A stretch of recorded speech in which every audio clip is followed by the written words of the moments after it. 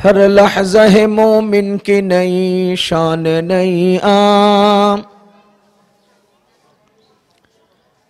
हर लहज़ा है मोमिन की नई शान नई आम, गुफ्तार में किरदार में अल्लाह की बुरहान, क़हारी व गफ़्फ़ारी व क़ुद्दूसी व जबरूत, क़हारी व गफ़्फ़ारी व क़ुद्दूसी व जबरूत, ये चार अनासर हो तो बनता है मुसलमान। हमसाया जिब्रील अमी बंदा खाकी है, उसका नशीमन न बखारा न बदख्शां, ये राज किसी को नहीं मालूम के मोमिन, ये राज किसी को नहीं मालूम के मोमिन, कारी नजर आता है हकीकत में है कुरान, कारी नजर आता है हकीकत में है कुरान। বর্তমান বিশ্ব মুসলিম যে পরিস্থিতি পার করছে, মুসলমানদের এই দুর্গতি দুর্দশা, বর্তমান বিশ্ব পরিসরে মুসলমান লাঞ্ছিত হচ্ছে কেন, অপদস্থ হচ্ছে কেন, অপমানিত হচ্ছে কেন? মুসলমান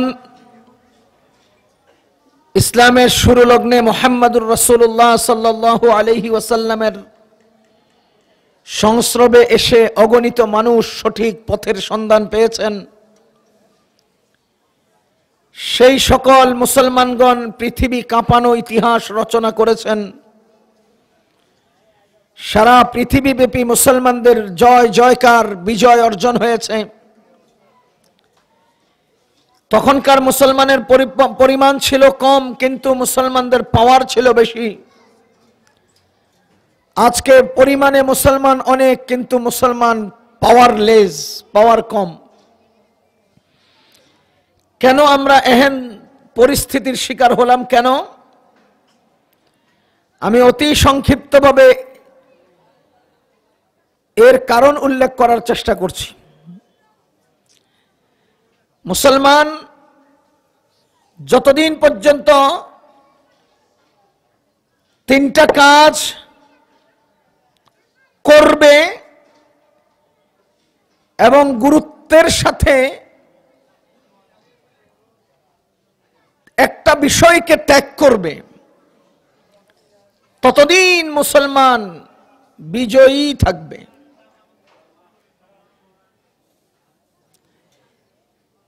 যতদিন মুসলমান তিনটা কাজ করবে, মুসলমানের বিজয় কেউ ঠেকাতে পারবে না।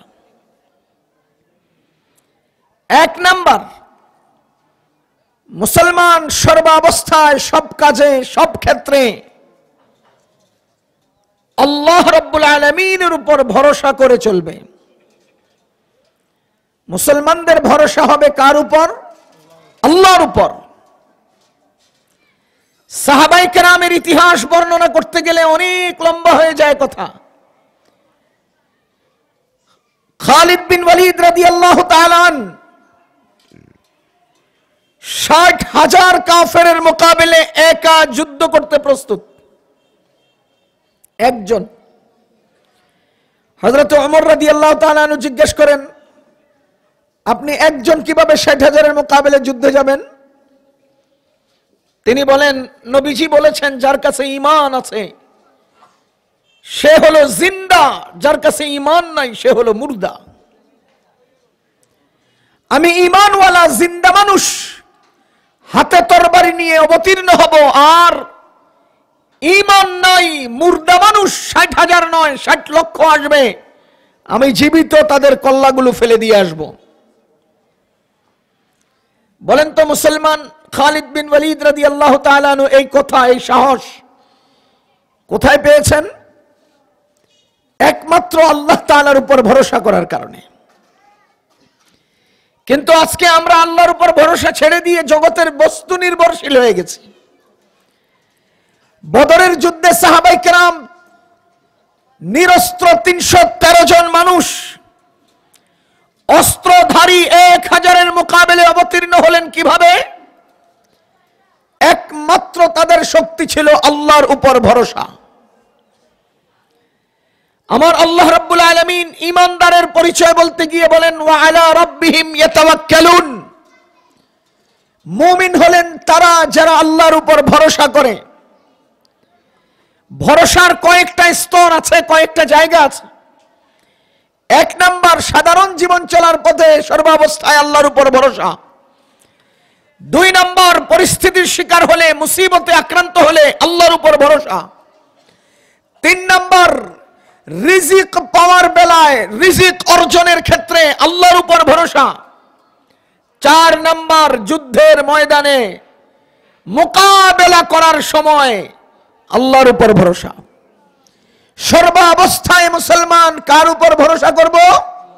আল্লাহর উপর।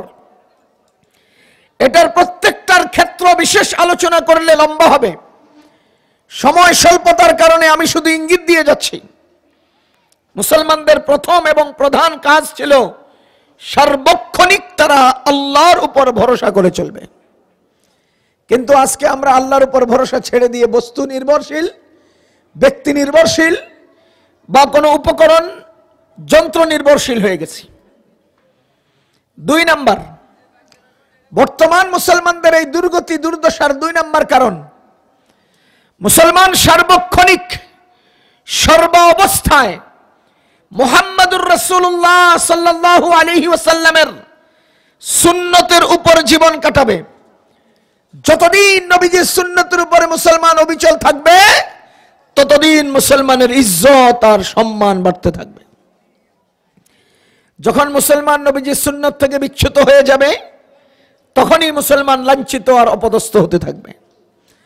সাহাবায়ে কেরামের জীবনের ইতিহাস, পরবর্তী জীবনের বড় বড় ব্যক্তিদের এবং ঐতিহাসিক আলোচনাগুলো যদি আমরা আনি এই প্রসঙ্গে, সময়ের দরকার। আমি শুধু একটা উদাহরণ আপনাকে দিতে চাই। মনে করেন বাংলাদেশে বিদেশ থেকে অনেকগুলো ত্রাণ আসছে, এই ত্রাণগুলো বিতরণ করবে। এখন বাংলাদেশে দুই ধরনের মানুষ আছে। এক ধরনের মানুষ ওই টেকনাফে রোহিঙ্গা, মায়ানমারের লোক। আরেক ধরনের মানুষ আমরা বাঙালি। আমার কথাগুলো বুঝবেন আশা করছি। এখন ত্রাণ দেওয়ার জন্য এখানে ত্রাণের স্তূপ নিয়ে বসে আছে। তুলনামূলক ভালোটা মন্দটা আলাদা করা হয়েছে। একদিকে রোহিঙ্গাদের লাইন আর একদিকে বাঙালিদের লাইন। রোহিঙ্গাদের লাইনে রোহিঙ্গারা আসবে এবং তারা তাদের ত্রাণ নিয়ে যাবে। বাংলাদেশের লাইনে বাঙালিরা আসবে এবং তারা তাদের ত্রাণ নিয়ে যাবে। এখন আপনারা বলেন তো, বাঙালি কোনো ব্যক্তি যদি রোহিঙ্গাদের লাইনে ঢুকে, তাকে কি সেই লাইনে জায়গা দেওয়া হবে? কি মনে হয় তারা জায়গা দিবে? আদর করে বলবে, তোমরা বাঙালি, আমাদেরকে জায়গা দিয়েছো, আমরা তোমাদের দেশে থাকি, সুতরাং তুমি আমাদের সাথে আসো ভাই, তুমি অনেক অবদান রেখেছো, তুমি আগে নিয়ে যাও, এই সুযোগ দিবে? না কোনো রোহিঙ্গা বাঙালির লাইনে আসলে তাকে সুযোগ দেওয়া হবে? এখন আপনারা বলেন তো, রোহিঙ্গাদের লাইনে রোহিঙ্গারা থাকলে তাদের শক্তি বেশি কিনা? রোহিঙ্গাদের লাইনে থাকলে তারা কি ইজ্জতের অধিকারী হলো কিনা? তখন যখনই তারা তাদের লাইন থেকে বাঙালির লাইনে ঢুকে, তখন তার শক্তিও থাকে না, ইজ্জতও থাকে না। যখন কোনো বাঙালি রোহিঙ্গার লাইনে ঢুকে, তখন তার ইজ্জতও থাকে না, শক্তিও থাকে না। বুঝতে হবে, আমি আমার বাঙালির লাইনে থাকলে এখানেই আমার ইজ্জত, এখানেই আমার শক্তি। ওই রোহিঙ্গাদের লাইনে থাকলে সেখানেই তাদের ইজ্জত, সেখানেই তাদের শক্তি। ঠিক তেমনি ভাবে আমরা মুসলমান, আমাদের নবীজির সুন্নতের লাইনের মধ্যেই আমাদের শক্তি, আমাদের ইজ্জত। যদি নবীজির সুন্নতের লাইন থেকে একটুখানি বিচ্যুত হন, তো কোন রোহিঙ্গা বাঙালিদের লাইনে ঢুকলে, তারা ফায়দা নেওয়ার চেষ্টা করলে, তারা যেরকম বাঙালিরা ধইরা ধাক্কাইয়া বের করবে, কন্যা হিলে ফেলাবে, ঠিক তেমনি ভাবে আমরাও নবীজির সুন্নতের লাইন থেকে বিচ্যুত হয়ে মুসলমানদের লাইন থেকে সরে গিয়ে কাফেরদের আদর্শের লাইনে চলে গেলে, না তাদের কাছে আমাদের শক্তি থাকবে, না তাদের কাছে আমাদের কোনো ইজ্জত থাকবে। আজকে আমাদের ইজ্জত যাওয়ার কারণ, আমরা আজকে দুর্বল হওয়ার কারণ, আমরা নিজেদের লাইনে যেখানে শক্তি সেখানে নাই, যেখানে ইজ্জত সেখানে নাই। এজন্য আমাদের জীবনের প্রত্যেকটা মানুষ অহরহ নিজেদের আদর্শ তথা মুহাম্মাদুর রাসূলুল্লাহর সুন্নতের আদর্শ থেকে বিচ্যুত হয়ে যাচ্ছে। কথা কি বুঝতেছেন না ভাই? আল্লাহু আকবার। তাহলে বলেন তো আমাদের দ্বিতীয় নাম্বার লাঞ্ছনা গঞ্জনা এবং পরিস্থিতির শিকার হওয়ার দ্বিতীয় নম্বর কারণ কি? সুন্নত পরিত্যাগ করা। মুসলমানদের ইজ্জত সুন্নতের অনুসরণের মধ্যে, মুসলমানদের সম্মান সুন্নতের অনুসরণের মধ্যে, মুসলমানদের শক্তি নবীজির আদর্শের জীবনের মধ্যে। মুসলমান নবীজির আদর্শ থেকে বিচ্যুত হয়ে গেলে না শক্তি পাবে না সম্মান পাবে। সাহাবায়ে কেরাম রিদওয়ানুল্লাহি তাআলা আলাইহিম আজমাইন সারা দুনিয়া ব্যাপী এত বড় শক্তি আর পাওয়ার পেলেন কোথায়? আল্লাহর কসম, উসমান রাদিয়াল্লাহু তাআলা মক্কায় আসলেন, যেইবার হুদায়বিয়ার সন্ধি হলো নবীজি মক্কায় তাকে পাঠালেন। তিনি তার বাল্য বন্ধু চাচাতো ভাইয়ের বাসায় গেলেন। তখন উসমান রাদিয়াল্লাহু তাআলা আনহুর যে পোশাকটা ছিল টাকনুর উপরে ছিল, ওই চাচাতো ভাই এখনো কাফের। সে বলে, উসমান তুমি তো বড়দের কাছে যাবে, দেখতে কেমন দেখায়, তোমাকে আনকালচার বলবে, তোমাকে খারাপ বলবে, তোমার কাপড়টা তো টাকনুর উপরে, দেখতে সুন্দর লাগে না, নামিয়ে নাও, তাহলে ওরা তোমাকে স্মার্ট স্মার্ট মনে করবে। উসমান রাদিয়াল্লাহু তাআলা উত্তর দিয়েছিলেন, হা কাদা ইসরাতু রাসূলিল্লাহি সাল্লাল্লাহু আলাইহি ওয়াসাল্লাম, আমাদের রাসূলের পোশাক, আমাদের রাসূলের পোশাক এমনই দেখেছি আমি, তার পোশাকের মতোই আমার পোশাক হবে। কে আমাকে ইজ্জত দিল, কে আমাকে বেইজ্জত করলো, কে আমার মান নিল, কে আমাকে কি বলল, সেটা দেখার সময় নাই। রাসূলের আদর্শ আমার মাথার উপরে। সুতরাং সাহাবায়ে কেরামের মর্যাদা বৃদ্ধির মূল কারণ তারা রাসূলের আদর্শকে জীবনের সবচেয়ে বেশি গুরুত্ব দিয়ে আঞ্জাম দিয়েছেন।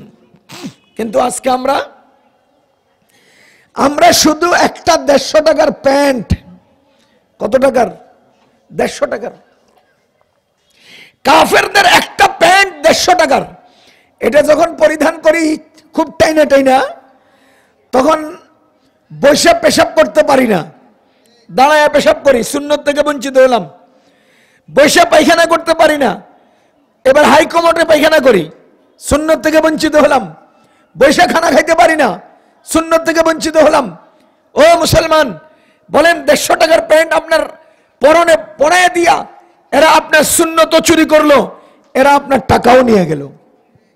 কিভাবে টাকা নিল বিস্তারিত বলার সময় নেই, শুধু একটুক বলেন। আপনি যখন বসে পেশাব করতে পারেন না, তো উঁচা পেশাবখানা বানাবেন নি, এটা কিনতে টাকা লাগবে নি।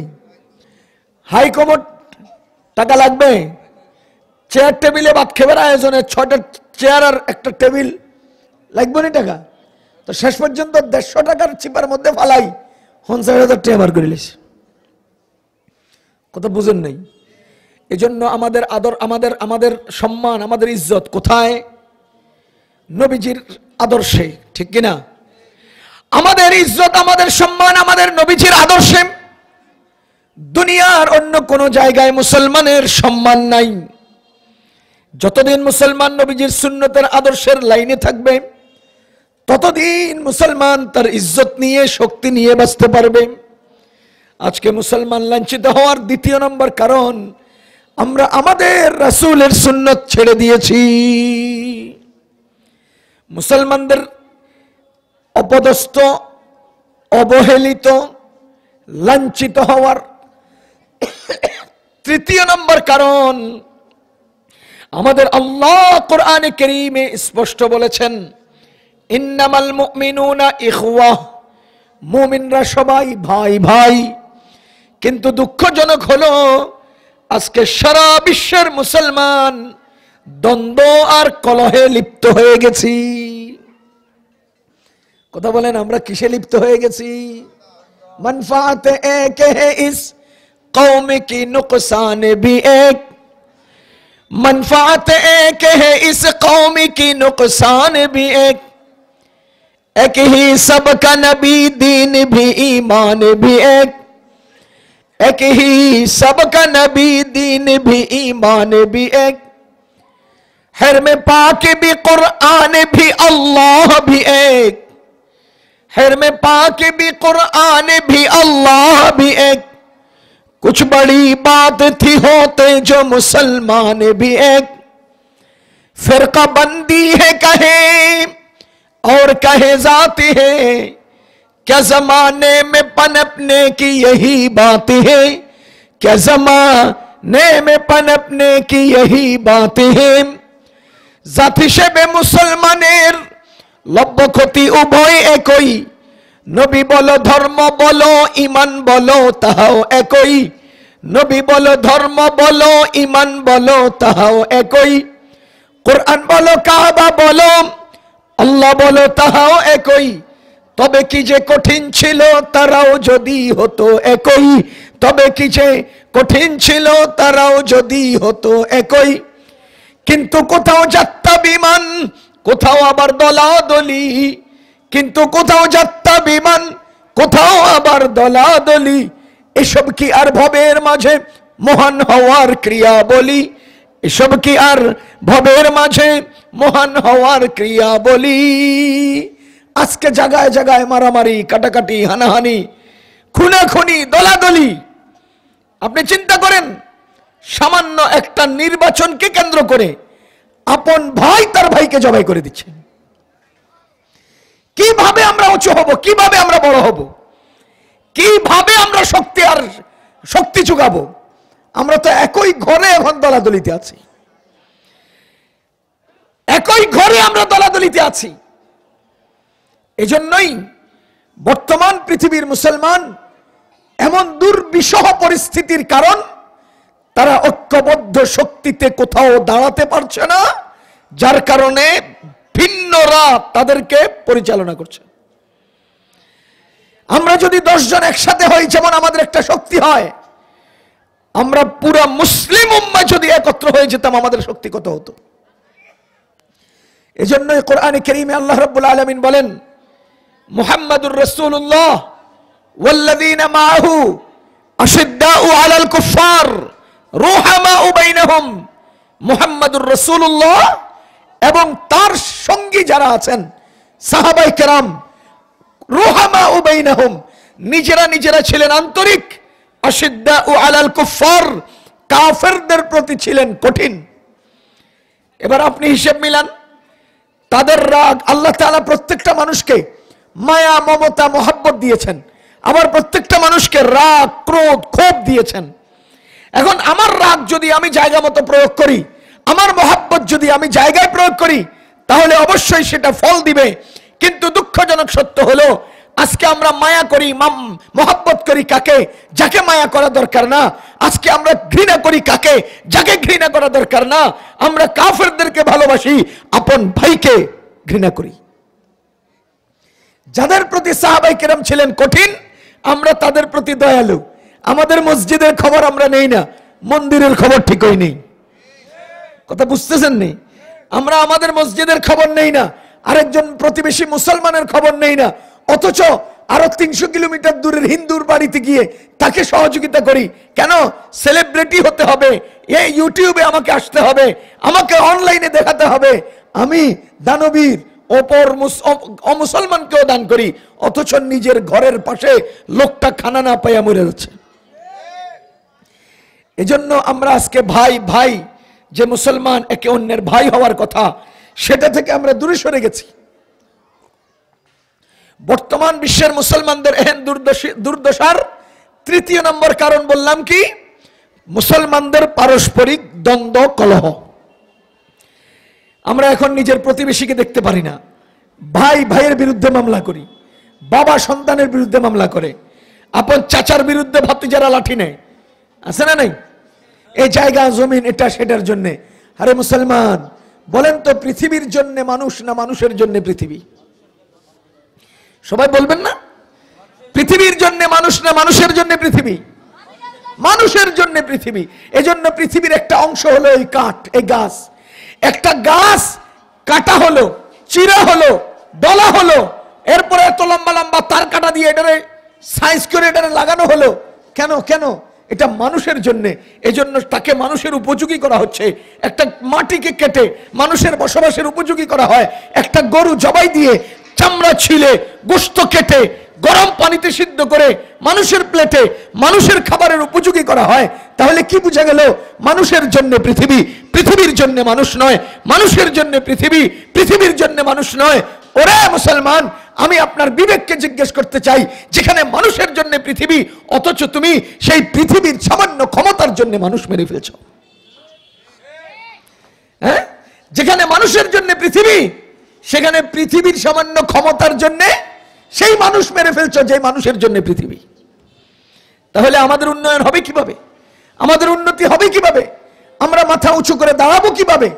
এই দাঁড়াতে না পারার তৃতীয় নম্বর কারণ হলো আমাদের ভিতরে লোভ, অহংকার, হিংসা, বেয়াদবি এগুলোতে ভরে গেছে। আমাদের ভিতরে লোভ ঢুকে গেছে, দুনিয়ার লোভ। দুনিয়ার লোভের মধ্যে আবার তিনটে জিনিস।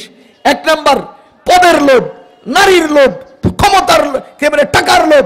কোথাও টাকা আছে সব বিসর্জন, ইমানের দরকার নেই, টাকা দে। কোথাও ক্ষমতা আছে, ক্ষমতা চাই, ইমানের দরকার নেই। আমরা এই করে ফেলবো, সেই করে ফেলবো।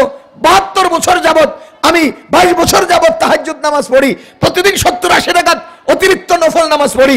এত সব বুজুর্গির ফাঁকেও যদি কেউ ভাস্কর্যের বিরুদ্ধে কথা বলে, তার হাত ভেঙে ফেলবে। এই যে কথাগুলো আসতেছে, কি বোঝা যায়? এর বোঝা যায় হলো সকালে সে ইমানদার থাকলেও সামান্য কারণে বেঈমান হয়ে যাচ্ছে। আমার ক্ষমতা চাই, ইমান গোল্লায় যাক। ভিতরে লোভ ঢুকেছে। কি ঢুকেছে? লোভ ঢুকেছে। আপনি দেখেন মানুষ কেন মারছে, দেখেন আজকে শত শত সন্ত্রাসী কেন হায়ার করছে, কেন হায়ার করছে সন্ত্রাসী? এর কারণ ক্ষমতার লোভ, নারীর লোভ, পদের লোভ। সভাপতি সাহেবকে সভাপতি মানুষ চায় না, হ্যাঁ লোক দিয়ে চাপ সৃষ্টি করে সভাপতি থাকতে হবে। চেয়ারম্যান সাহেবকে জনগণ চেয়ারম্যান চায় না, না সে চেয়ারম্যান থাকতে হবে। এই যে হায়ার করে সন্ত্রাসী এনে সেখানে চেয়ারম্যান থাকতে চায়, এই যে সভাপতি থাকতে চায়, এগুলো হলো পদের লোভ। সেখানে আরো কত আইটেমের লোভ। এই লোভের কারণে আজকে দুনিয়া ধ্বংস হয়ে যাচ্ছে। লোভের কারণে দুনিয়া কি হয়ে যাচ্ছে? ধ্বংস হয়ে যাচ্ছে। চাচা ভাতিজার বিরুদ্ধে মামলা করলো কেন? লোভের কারণে। ভাতিজা চাচার বিরুদ্ধে লাঠি নিল কেন? লোভের কারণে। যেখানে যাবেন সেখানেই লোভ, লোভ, লোভ। আমাদের নবীজি এই জন্যই বলেন, হুব্বুদ দুনিয়া রাসু কুল্লি খাতিআ, দুনিয়ার লালসা সমস্ত সন্ত্রাসীর মূল, দুনিয়ার লালসা সমস্ত অন্যায়ের মূল, দুনিয়ার লালসা সমস্ত অনিষ্টের মূল। এখন আমরা এই হাদিস দিয়ে কি বুঝি? যার কাছে যত বেশি দুনিয়ার লালসা, সে তত বেশি জালিম। কথা বুঝে নেই? যার কাছে দুনিয়ার লালসা যত বেশি, সে তত বড় জালিম, সে তত বড় সন্ত্রাসী। ও মুসলমান আল্লাহর বান্দাগণ, আজকে আমাদের পারস্পরিক দ্বন্দ্ব কেন? ওই আইল ঠেলাঠেলি কেন? ওই গরুয়ে ধান খাইলো, এই ধানের গোছা আমরা ছাড়তে পারি না। একটা ধানের গোছার লোভে মানুষ মেরে ফেলতেছে। গাছের একটা তাল, এটার লোভে মানুষ মেরে ফেলতেছে। গাছের থেকে মরিচ কেন নিয়ে গেল, এটা নিয়ে দ্বন্দ্ব করে মানুষ মেরে ফেলতেছে। আরে বিয়ের অনুষ্ঠানে গরুর গোস্ত কিনলে কম দিল, এটা মারামারি করে মানুষ মারিলেস। কিছুদিন আগে দেখেন নাই? ইউটিউবে দেখেছি, আমি ভিডিও দেখছি। গরুর গোস্ত কিনলে কম হইলো, এই জন্য ঝগড়া। এটা কি লোভ নয়? আজকে আমাদের এই যে দ্বন্দ্ব, এই যে কলহ, এই যে বিবাদ, এই যে দূরত্ব, এই যে মামলা মোকদ্দমা, এগুলোর পিছনে একমাত্র কারণ হয়তো আমার প্রেস্টিজের লোভ, ক্ষমতার লোভ, অথবা আমার টাকার লোভ। একটা জমিনের লোভ সে ছাড়তে পারে না। ওই 3 ফিট জায়গা আরেকজনে দখল করছে, ডিসি মামলা, হ্যাঁ করছে পাল্টা মামলা। মামলা খেলতে খেলতে খেলতে খেলতে 30 লাখ টাকা শেষ, জায়গা হলো অমীমাংসিত। তাহলে আপনি কয় টাকার জমিনের জন্য কত টাকার মামলা নষ্ট করলেন, কত হয়রানি করলেন, কি পরিমাণ শত্রুতা তৈরি করলেন, কি পরিমাণ দ্বন্দ্ব আর কলহ তৈরি করলেন। এটার মূল কারণ হলো লোভ। বলেন এটার মূল কারণ কি? লোভ। আজকে আমরা লোভে পড়ে দ্বন্দ্বে লিপ্ত হচ্ছি, কলহে লিপ্ত হচ্ছি। আমরা আজকে লোভে পড়ে পারস্পরিক ঝগড়া বিবাদে লিপ্ত হচ্ছি। এই যে ঝগড়া বিবাদ, এটাও বর্তমান পৃথিবীর মুসলমানদের দুর্গতি, দুর্দশার কারণ। আরেকটা কাজ মুসলমানের ছাড়া দরকার ছিল, মুসলমান সেটা না ছেড়ে সেটাতে লিপ্ত হচ্ছে। সেটা কি? ওই জিনিসটা যদি আজকে মুসলমান ছেড়ে দেয়, তাহলে মুসলমান আবার মাথা উঁচু করবে। সেই গুরুত্বপূর্ণ কাজটা হলো মুসলমানের জন্য আল্লাহ তাআলা হালাল রিজিক গ্রহণের হুকুম করেছেন, কিন্তু আমরা আজকে হারামের দিকে ধাবিত হচ্ছি। হাদিসের মধ্যে আসছে, যে ব্যক্তি এক লোকমা হারাম খাবে, কয় লোকমা? এক লোকমা হারাম খাবে, ওই ব্যক্তির দোয়া কবুল হবে না। আপনারা বলেন, বদরের যুদ্ধে মুসলমানের সৈনিক বেশি ছিল না কাফেরদের? বলেন কাফেরদের। বদরের যুদ্ধে মুসলমানের অস্ত্র বেশি ছিল না কাফেরদের? বদরের যুদ্ধে মুসলমানদের পজিশন বেশি উন্নত ছিল না কাফেরদের? যাবতীয় বাহ্যিক ব্যবস্থাপনায় সব কাফেরদের অনুকূলে ছিল, সব কাফেরদের বেশি ছিল। মুসলমান কেন বিজয় হলো? আল্লাহর রহমতে। কার রহমতে? বলেন বলেন, কার রহমতে? এখন হাদিসের মধ্যে আসছে, যে ব্যক্তি এক লোকমা হারাম খাবে, ওই ব্যক্তির দোয়া কবুল হবে না। এখন আপনি বলেন, আমি আল্লাহর কাছ থেকে রহমত পেতে হলে আমার দোয়া তো কবুল হতে হবে, আমার ইবাদত তো কবুল হতে হবে। আমি হারাম খাবো, দোয়া কবুল হবে না, হারাম খাবো, ইবাদত কবুল হবে না। আসমানের দিকে হা কইরা আসমান সমান বিশাল করে চিৎকার দিয়ে আল্লাহকে ডাকলে কি লাভ হবে? আপনার তো খাবার হারাম। রহমত পাবেন কোথায়? রহমত পাবেন কোথায়? আমরা আজকে রহমত থেকে বঞ্চিত হচ্ছি। এর কারণ আমাদের প্রত্যেকটা ঘরে ঘরে হারাম ঢুকে গেছে। আমাদের প্রতিটি ঘরে ঘরে হারাম ঢুকে গেছে। প্রতিটি মানুষের পকেটে পকেটে হারাম ঢুকে গেছে। হালাল আল্লাহ বানিয়েছেন মানুষকে বাঁচানোর জন্য। হালাল বানিয়েছেন কেন? মানুষকে বাঁচানোর জন্য। আর হারাম বানিয়েছেন কেন? আল্লাহ হারাম বানিয়েছেন শুধুমাত্র মানুষকে পরীক্ষা করার জন্য। হারাম বানিয়েছেন কেন? মানুষকে পরীক্ষা করার জন্য। আল্লাযী খালাকাল মাউতা ওয়াল হায়াতা লিয়াবলুয়াকুম আইয়ুকুম আহসানু আমালা। তোমাদের পরীক্ষা নেব আমি, তোমাদের জীবন দিয়েছি, মৃত্যু দিয়েছি শুধুমাত্র পরীক্ষা করার জন্য, যে তোমাদের কারা ভালো কাজটা করে। আপনারা বলেন তো, ভালো কাজ বুঝতে হলে খারাপ কাজের দরকার নাই? এখানে আঙ্গুল কয়টা? একটা। এটা উঁচা না নিচা বুঝতে হলে এর পাশে আরেকটা দাঁড় করাতে হবে। এটাকে যদি উঁচা বলেন তো এর পাশে আরেকটা আরো উঁচা দাঁড় করে, তখন সেটা আর উঁচা থাকে না। এটাকে যদি নিচে বলেন তো এটার থেকে আরো নিচে আরেকটা দাঁড় করালে তখন সেটা আর নিচে থাকে না। বুঝা গেল? একটা জিনিসকে দিয়ে একটা জিনিসকে মাপা যায় না, তার পাশে আরেকটা জিনিস দাঁড় করাতে হয়। এজন্যই মহান রব্বুল আলামিন সাদার সাথে কালো বানিয়েছেন। এজন্যই আল্লাহ তাআলা আলোর সাথে অন্ধকার বানিয়েছেন, দিনের সাথে রাত্রি বানিয়েছেন, কালোর সাথে সাদা বানিয়েছেন। কেন কেন কেন? সাদার দাম বাড়ানোর জন্য, আলোর দাম বাড়ানোর জন্য, দিনের দাম বাড়ানোর জন্য। পুরুষের সাথে নারী বানিয়েছেন, উঁচার সাথে নিচে বানিয়েছেন, মোটার সাথে চিকন বানিয়েছেন।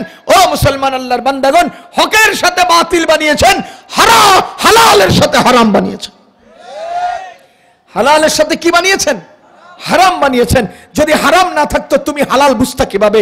24 ঘন্টা যদি দিন থাকতো তাহলে দিনের মর্ম বুঝা যেত না। 24 ঘন্টা যদি আলো থাকতো তাহলে আলোর দাম বুঝা যেত না। মাঝে মধ্যে অন্ধকার হয়, এজন্য আলোর দাম বাড়ে। মাঝে মধ্যে রাত্রি হয়, এজন্য দিনের দাম বাড়ে। মাঝে মধ্যে কালো হয়, এজন্য সাদার দাম বাড়ে। আমার আল্লাহ হারাম দুনিয়াতে দিয়েছেন হালালের দাম বাড়ানোর জন্য। আপনি বলেন তো, হালাল কেন বানিয়েছেন আল্লাহ? মানুষকে বাঁচানোর জন্য। বলেন, হালাল মানুষকে বাঁচানোর জন্য, আর হারাম পরীক্ষা করার জন্য। কথা বুঝে নাই? হারাম পরীক্ষা করার জন্য। এই জন্য আল্লাহ পরীক্ষার জন্য হালালের ভিতরেও হারাম বানিয়েছেন। দেখেন, উদাহরণ দিলে বুঝবেন। সরাসরি হারাম শুয়োর, সরাসরি হারাম শুয়োর। বলেন, আচ্ছা বলেন তো, গরু হালাল না হারাম? কিন্তু আল্লাহর নাম ছাড়া অন্যের নামে জবাই হলে, এমনি এমনি মরে গেলে তাহলে বুঝা গেল গরু মানি হালাল না। গরু মানি হালাল না। গরুকে হালাল করার জন্য প্রসেসিং করতে হয়। কি প্রসেসিং? আল্লাহর নামে জবাই দিতে হয়। কার নামে জবাই? আমনে আমনে মরে গেলে গরু হালাল।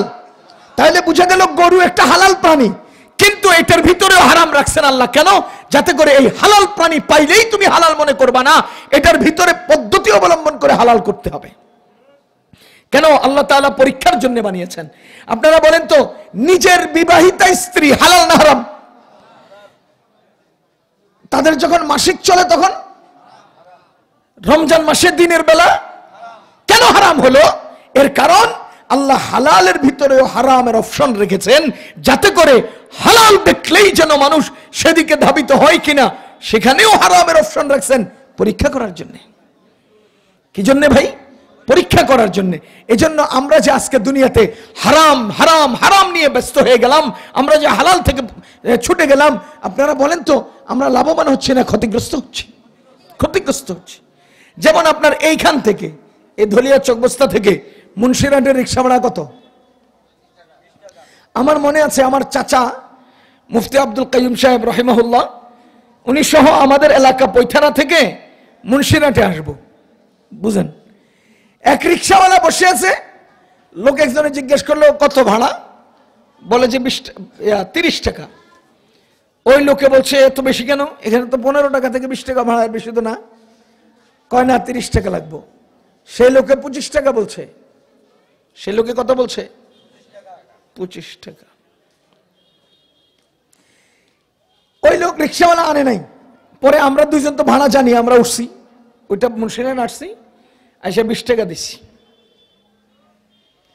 20 টাকা রিক্সাওয়ালা কয় গিয়ে হুজুর 30 টাকা দেন। যে এলাম কেন, ভাড়া তো 20 টাকা, আমরা তো জিজ্ঞেস করে আসি নাই। কারে আরেকজন বেটা 25 টাকা কইছে, তাও তো আমরা যাই, আমি যাই নাই না। ওই লোকে 25 টাকা চাইছে দেখে রিক্সা ওই যাত্রী আসে নাই। ঘটনা ছিল রিক্সাওয়ালায় 25 টাকা চাইছে বলে যাত্রী আসে নাই। অথচ রিক্সাওয়ালায় আমাকে বলতেছে, আমাদেরকে বলতেছে যে ওই যাত্রী 25 টাকা বলার পরেও তো আমি যাই নাই, আমরা করে আনছি। তাহলে ঘটনাটা পাল্টে গেল না? যেখানে রিক্সাওয়ালায় 25 টাকা চাইছে বলে যাত্রী আসে নাই, সেখানে রিক্সাওয়ালা আমাদেরকে বলছে কি যাত্রী 25 টাকা বলার পরেও আমি আনি নাই, সুতরাং আমরা 30 টাকা দিতে হবে। তা আমরা 30 টাকা দিয়ে দিলাম।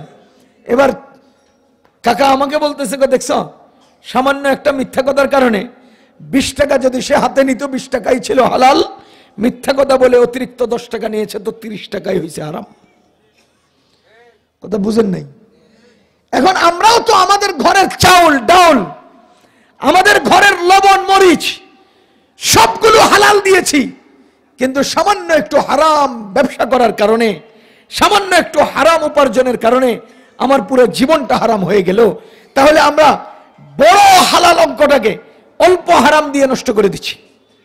এজন্য ভাই আমাদের জীবন চলার পথে আমরা যদি হারাম ত্যাগ করি, হারাম বাদ দিয়ে দেই, তাহলেই আল্লাহ তাআলার কাছে আমাদের দাম বাড়বে। আমাদের দোয়া কবুল হয় না।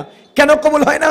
এজন্য যে আমাদের খাবার হালাল নাই, আমাদের খাবার হালাল নাই। আমরা আল্লাহর কাছে দোয়া করলে কি কবুল হবে? নিম গাছে আমের দোয়া করলে কবুল হয়।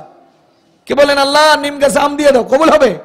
তো ওরকমই তো হলো, আমার যে জবান দিয়ে দোয়া করবো সেই জবান তো পবিত্র না। এজন্য আমার জীবনে আমি বলবো 3টা কাজ করব। 1 নাম্বার আল্লাহর উপর ভরসা, 2 নাম্বার নবীজির সুন্নতের পরিপূর্ণ অনুসরণ, 3 নাম্বার আমরা পারস্পরিক সবাই দ্বন্দ্ব কলহ ভুলে গিয়ে ভাই ভাই হয়ে যাব। আরেকটা কাজ ত্যাগ করব, সেটা হলো হারামকে ত্যাগ করব, হালাল পথে চলবো। আল্লাহর ইজ্জতের কসম করে বলছি, কোন মা বাবা যদি হারাম দিয়ে সন্তানকে লালন পালন করেন, মনে রাখবেন আপনার মৃত্যু হবে না যতদিন সন্তান হারামের জন্য আপনার সাথে বেয়াদবি না করবে। হারামের জন্য সন্তান বেয়াদবি যতদিন করবে না, ততদিন ওই মা বাবার মরণ হবে না যেই মা বাবা তার সন্তানকে হারাম দিয়ে লালন পালন করে। আপনি দেখেন তো বৃদ্ধাশ্রমে কারা যায়? দেখেন তো পুলিশ সুপার নিজের মেয়ের দ্বারা আক্রান্ত কেন হলো? খোদার কসম, জগতে আজকে মা বাবা যদি সন্তানের দ্বারা লাঞ্ছিত হয়, দূরবীন লাগাইয়া পিছন দিকে তাকায় দেখবেন ওই মা বাবা এই সন্তানকে হারাম দিয়ে লালন পালন করেছে। আর যদি হালাল দিয়ে আপনি লালন পালন করেন, তো সে বড় কিছু হবে না আমি মনে করলাম, কিন্তু আপনাকে লাঞ্ছিত আর অপদস্থ হতে দিবে না, আপনার সাথে বেয়াদবি করবে না। এজন্য আমরা চেষ্টা করব এই কাজগুলোকে গুরুত্বের সাথে করতে। 1 নাম্বার আল্লাহর উপর ভরসা, 2 নাম্বার নবীজির সুন্নতের পরিপূর্ণ অনুসরণ, 3 নাম্বার নিজেরা পারস্পরিক দ্বন্দ্ব কলহ ভুলে গিয়ে দুনিয়ার ক্ষুদ্র ক্ষুদ্র স্বার্থকে ত্যাগ করে দ্বীন আর ঈমানের জন্য আল্লাহর বান্দা হিসেবে আমরা প্রত্যেকে ভাই ভাই হয়ে যাব। আমাদের নবীজি সাল্লাল্লাহু আলাইহি ওয়াসাল্লাম স্পষ্ট বলেছেন, সুলমান কাতাআক, যে তোমার সাথে আত্মীয়তার সম্পর্ক ছিন্ন করেছে তুমি তার সাথে সম্পর্ক জড়িয়ে দাও। ওয়াফু আম্মান যালামাক, যে তোমার উপরে জুলুম করেছে তুমি তাকে মাফ করে দাও। ওয়া আহসিন ইলা মান আসআ ইলাইক, আর যে তোমার সাথে সদাচরণ করেছে তুমি তার সাথে সদাচরণ করো। আমাদের নবীজি আরেক হাদিসে বলেন, লা তাহাসাদু, একে অন্যের প্রতি হিংসা প্রদর্শন করো না। ওয়ালা তাবাগাদু, একজন আরেকজনের প্রতি ক্রোধ আর রাগ প্রদর্শন করো না। ওয়ালা তাদাবারু, একজন আরেকজনের প্রতি পৃষ্ঠ প্রদর্শন করো না, একজন আরেকজনকে ছেড়ে চলে যেও না। ওয়াকুনু ইবাদাল্লাহি ইখওয়ানা, সবাই আল্লাহর বান্দা হিসেবে ভাই ভাই হয়ে যাও। এরকম যদি আমরা চলতে পারি তো ইনশাআল্লাহ আমাদের জীবন সুন্দর হবে, দুনিয়া সুন্দর হবে, আখিরাত সুন্দর হবে, আল্লাহর রহমত আমাদের জন্য নাজিল হবে। আল্লাহ রাব্বুল আলামিন বিশেষ করে আমাদের কথাগুলো আমাকে আমল করার তৌফিক দান করুন, আমাদের সকলকে আমল করার তৌফিক দান করুন। সুবহানাল্লাহি ওয়া বিহামদিহি, সুবহানাকাল্লাহুম্মা ওয়া বিহামদিকা, আশহাদু আল্লা ইলাহা ইল্লা আনতা।